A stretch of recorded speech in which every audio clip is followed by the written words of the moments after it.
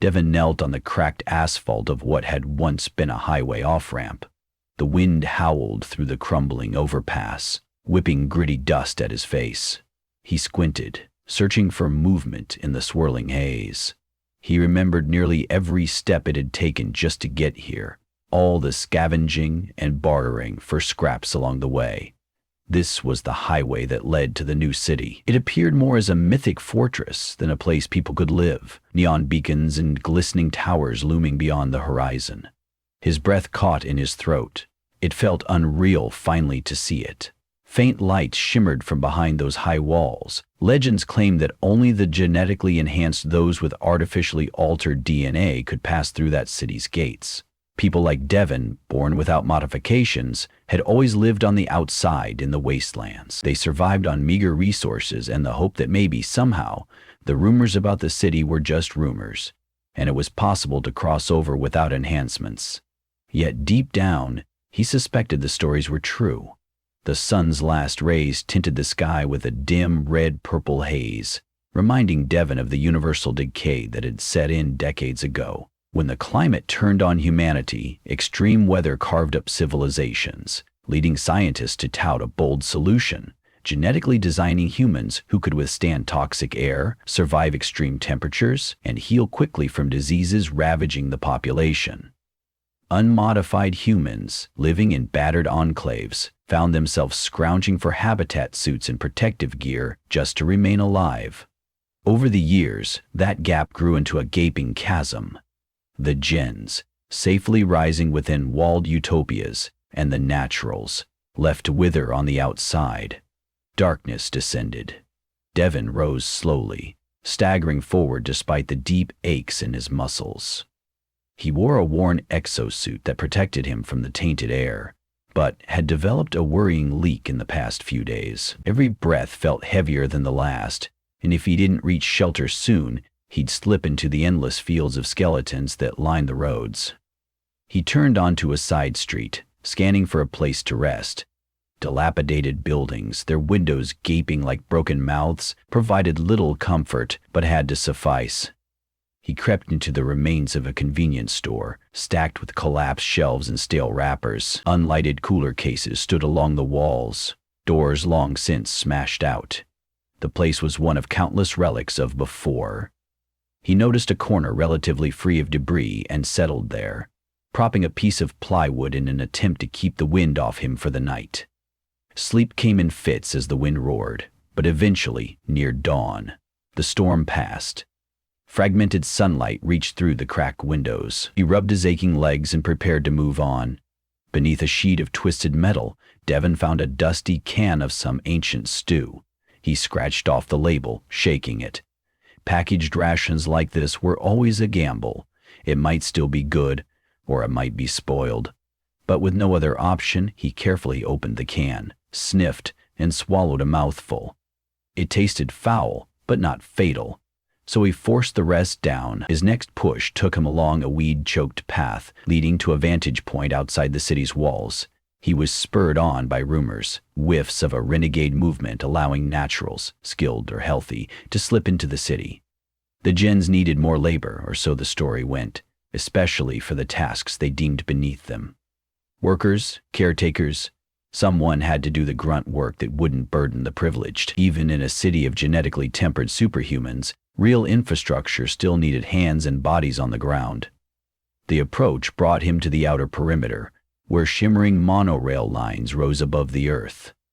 Barbed wire towers and watchtowers glinted in the sun. Security drones buzzed overhead, scanning. Devin crouched in a ditch, heart pounding, waiting for the machines to pass. When he finally deemed it safe, he got to his feet and prepared to run to the next patch of cover. "You don't move." The voice, low and urgent, froze him. Devin turned slowly.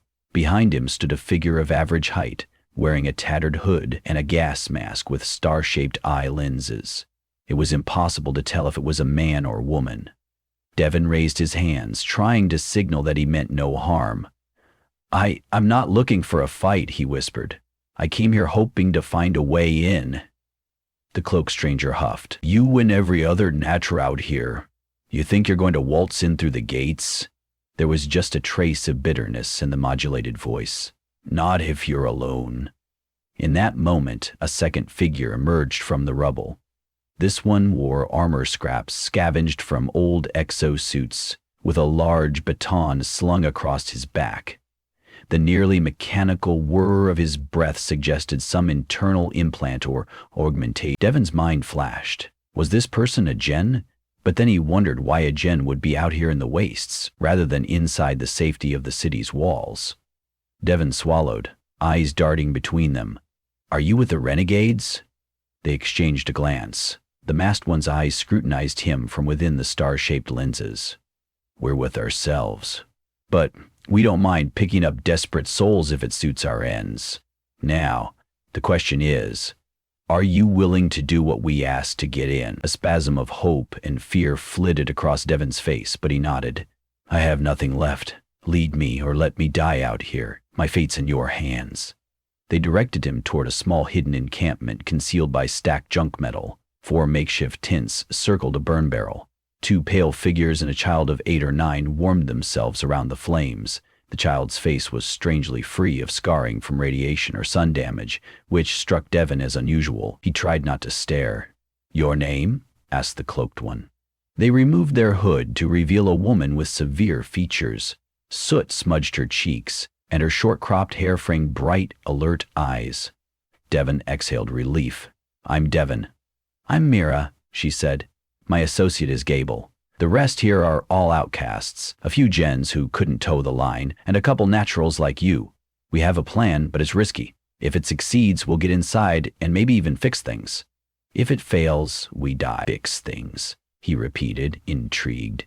Mira's eyes flicked to the child, gathering scraps of cloth around the burn barrel. Humanity got too desperate, too fast. The genetic modifications were the answer in theory, but it created a new division, a new class. Gens huddle in that city, convinced they're the pinnacle of evolution, letting us die out here while the world turns to dust. Some gens see the hypocrisy. They know the city needs new blood, fresh perspectives, like that child, Miri, who was an unauthorized birth inside the city. We rescued her. She has more potential than the city is willing to admit. Devon felt a stirring of optimism.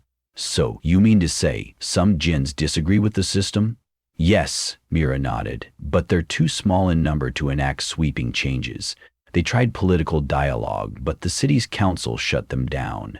Enter us. We plan on sparking a crisis inside the city that will force the council to see that they need us and we need them. No more shutting doors. Devon asked warily, what sort of crisis? Mira exchanged a knowing look with Gable, who said nothing. Then she said, we can't trust you with too many details just yet, but it involves the city's power grid and a certain developer inside the city named Kadric who can override the system. We just need to slip inside. That's where you come in. We're short on numbers.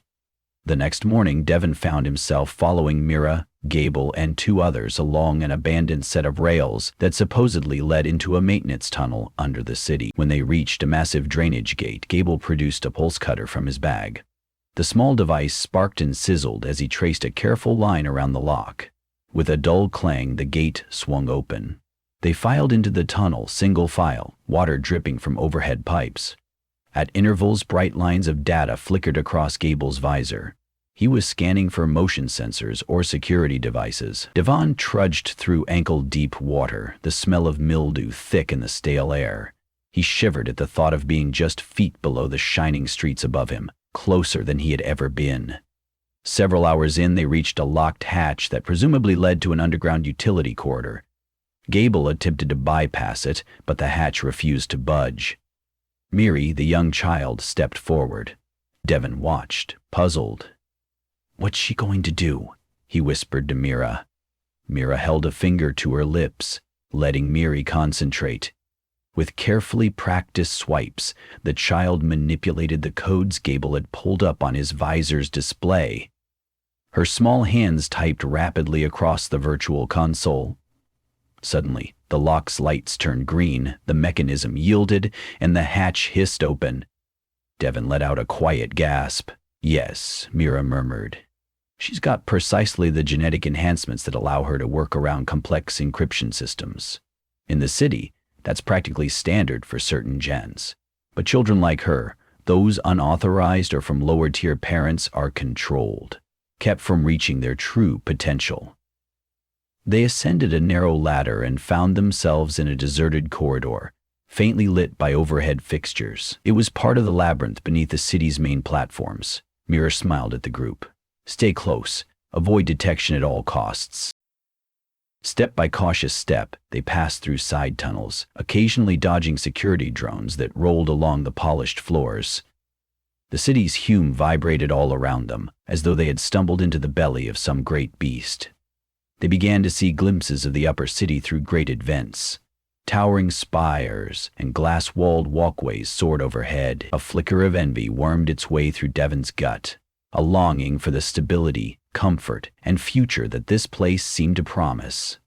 Yet he reminded himself that it was all built on the suffering of those left outside. Eventually they reached an alcove, where a vent opened up into a small square just off one of the city's main thoroughfares. Mira motioned for Devon to help move the grate aside. One by one, they slipped into fresh air that smelled faintly of antiseptic. Metallic trees, synthetic horticulture, genetically engineered to thrive in toxic conditions, lined the sidewalks.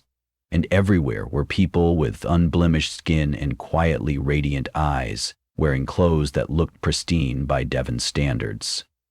Gable tugged Devon's sleeve. Head down, no eye contact. Act like you belong. They pressed forward, ignoring the curious gazes from the few who noticed them. Mira led them toward a rundown building overshadowed by the bigger towers, almost as if the city had outgrown it. A sign above the door read, "Repair Depot." Inside they found a messy workshop, and a tall, lanky man in his middle years tinkering with a spidery mechanical apparatus. He turned, adjusting the tinted goggles on his face as he studied them. "Mira," he said with a wary glance toward the others. "This must be the new recruits." She nodded. "We need to see Cadric. Is he here?" The man scratched the stubble on his chin as though deciding whether to lie. Finally, he set down his tools. "Check the back office." Mira motioned for Devon and Gable to remain in the workshop while she and Miri went to speak to Cadric. Time dragged. Devon tried to pretend interest in the battered devices scattered on the tables, but found himself distracted by the possibility that at any moment an alarm might sound and guards would swarm in to arrest them. The minutes wore on without commotion. Eventually, Mira returned, her jaw clenched in frustration. She locked eyes with Gable, her voice low. "Cadric says the old plan won't work as we intended. Security upgrades came in last month. They've replaced the older power grid relays with a new system. Without the override codes, which are now stored in the council tower, we can't cause the meltdown." Devon's stomach twisted. "Meltdown?" he asked. Gable shot Mira a reproachful look, but she merely sighed. "We planned to overload the grid, not to destroy it outright, but to cause a crisis big enough that the council would have to allow outside help in. The technology to fix those kinds of meltdown-level issues is scarce, and not even their best gens can handle the fallout on their own. They'd have no choice but to let us, and by extension all naturals, into the city, at least in some capacity." She rubbed a hand down her face. "Now the only way is to get inside the council tower to retrieve override codes, but that building is guarded by top-tier security systems. From there, we'd still need to get to the master terminal to trigger the meltdown, all without alerting the authorities until it's too late." Devon's thoughts raced. "Is there a way to do it from within, someone already on the inside?" Mira shook her head. "That's what Cadric was supposed to be, our inside contact who had a hidden backdoor access into the old grid. But he lost it as soon as the council upgraded. Some of the other gens might still quietly support us, but we can't rely on them to break the law if it means risking their own positions." A wave of desperation threatened to drown Devon. He had come all this way, half-starved, and now it felt pointless. Then he felt Miri tug gently at his sleeve. She gazed up with bright gray eyes, a puzzle of emotions on her young face. Slowly, she pointed to a stack of circuit boards on a side table. Miri followed the direction of her small finger, walked over, and sifted through the boards until she found a half-finished security override chip marked with the council's insignia. "Cadric must be working on something. He's got partial specs for the new system." Maybe he can find the rest. Time crawled again as Cadric was coaxed from his back room. His mood was guarded. He was a reedy man with a surgical scar down one cheek, a testament to whatever genetic modifications he had endured. The meltdown plan could still work, he said, tapping the override chip. But you'll need someone with top-level presence at the council tower. You'd also need to physically install this chip into the master terminal. It's not a software hack you can do remotely. And how do we access the tower? Gable's tone cracked with tension. Cadric's lips curved into a half smile. You'll have to attend the council's monthly open hearing. It's the one day the public is allowed inside the tower to voice disputes. People queue up, get screened, then speak briefly before the council members. Once you're inside, you'll need to slip away from the checkpoint and make for the master terminal lab. Then you have to get out once the meltdown is triggered. Ideally, run to a safe point Cadric and I can show you. Far from the tower's main floor, everybody exchanged uneasy glances. Devon's heart pounded. This sounded impossible. But a single thread of possibility remained. He couldn't turn back now. Mira looked at Devon, Gable, and the others. We have to try. We may never get another chance. The day of the open hearing arrived. Devon and Gable, wearing plain but passable clothes, scavenged from the workshop, lined up with other citizens seeking an audience. Mira had split off earlier, intending to enter through a secondary entrance. The lines in front of the towering building were full of gens, each wearing curated expressions of mild complaint or measured concern. Devon felt painfully out of place. He kept his head low as they approached the security scanners. The bright lights swept over each person in turn. Devon had never experienced such advanced scanning technology.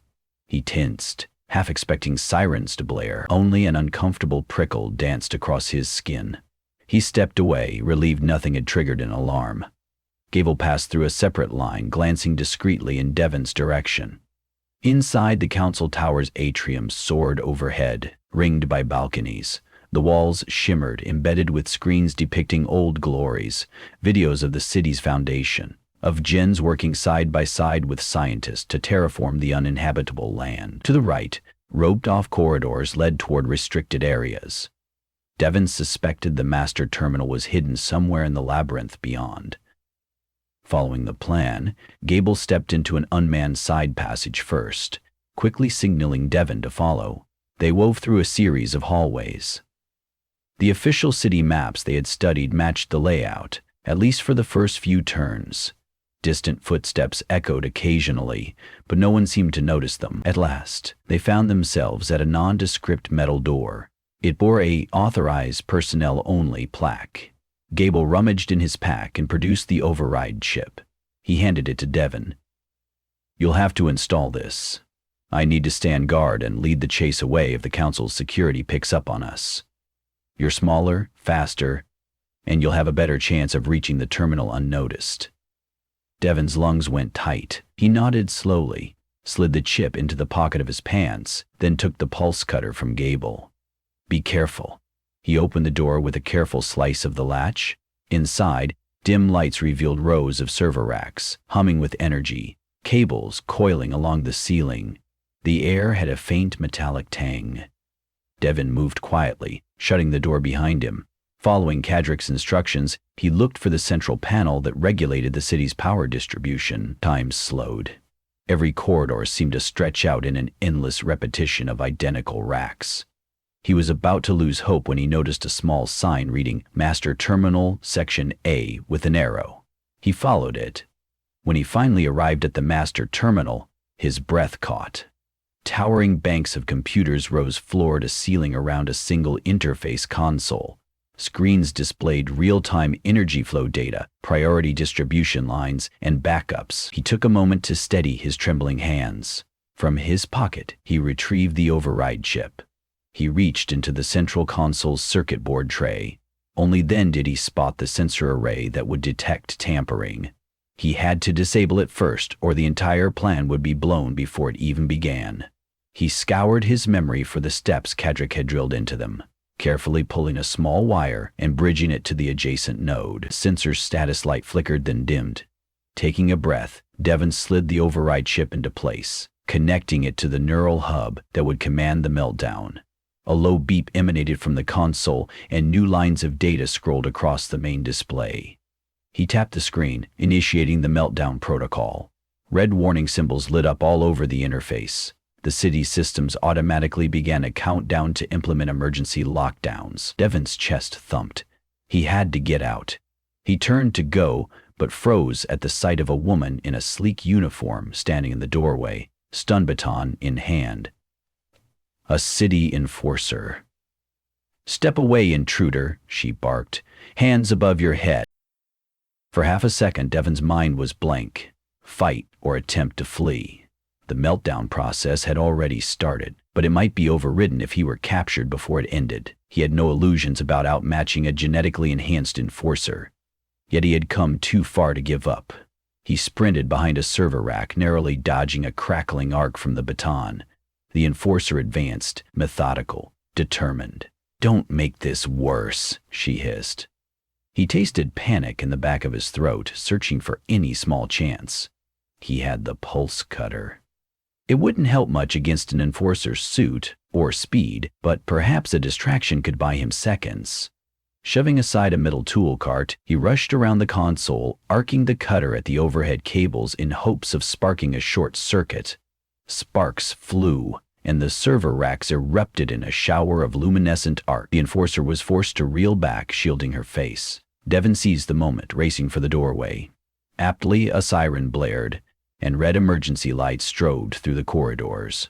The meltdown was well underway. City systems were going to partial collapse. People would be evacuated from lower levels. The council might lock down everything. If he couldn't get out now, he never would.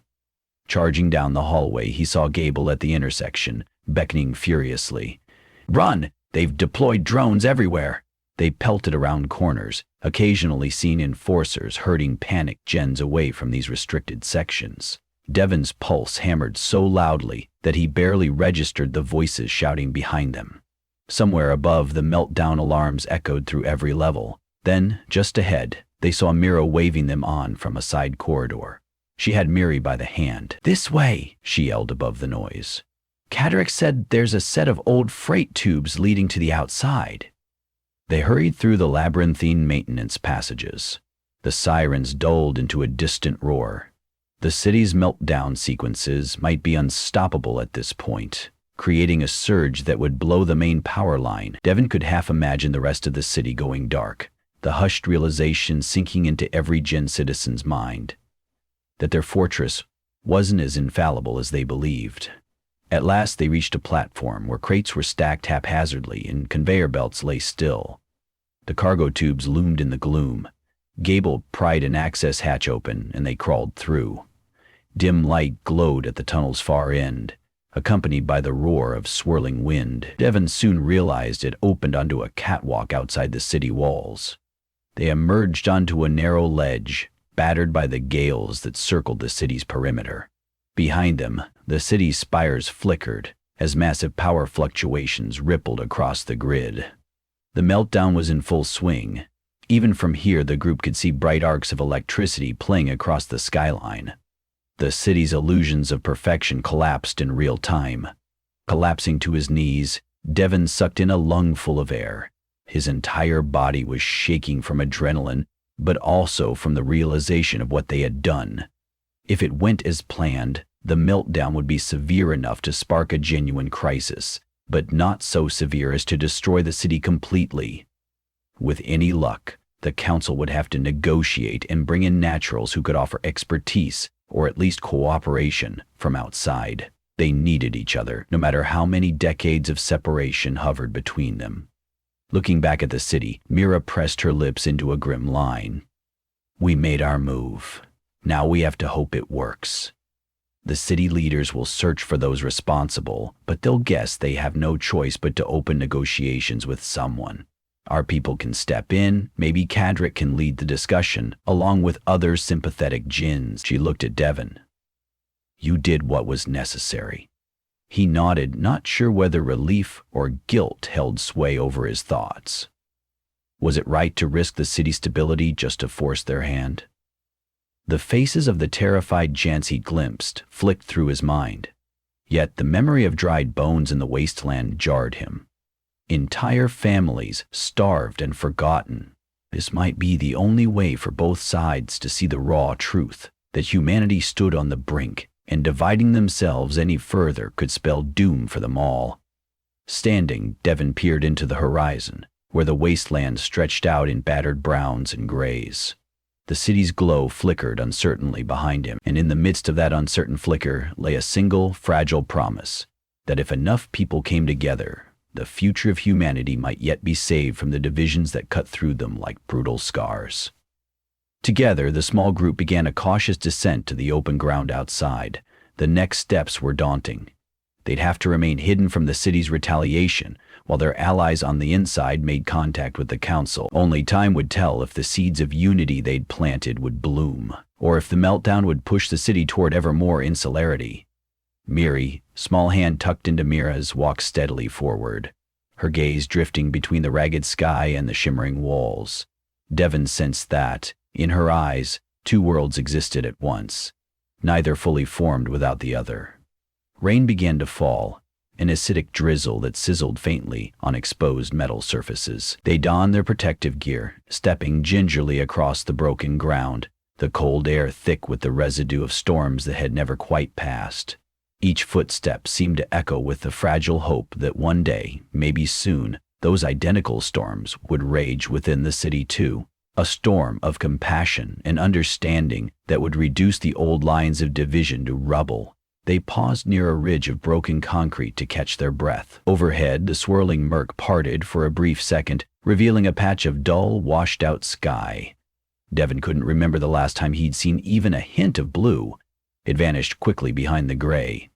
In that fleeting moment, he felt the stirring of resolve in his chest, that no matter the cost, no matter how many obstacles still loomed, the path they'd chosen was the only real option for a unified future. They began walking again, uncertain but determined. Out here, they were used to hunger, exhaustion, and danger. They had direction, though. The meltdown had been triggered, and the overwrought city would soon come face to face with a humbling realization that progress did not belong to a chosen few, but had to be shared across the genetic divide. Devon thought of the horizon that beckoned them onward, dusty roads, half-collapsed enclaves, and the battered place he called home. He thought of how power might be restored, or the meltdown reversed only if the gens opened their gates for help. Their technology, their walls, their DNA could save them if they cut themselves off from the rest of humanity. Mira's voice broke the silence. "You've made it past the frontier, Devon. Now the real work begins." He managed a small smile and nodded. In the distance, the city lights flared and dimmed again. For the first time in a very long time, Devon felt something close to hope.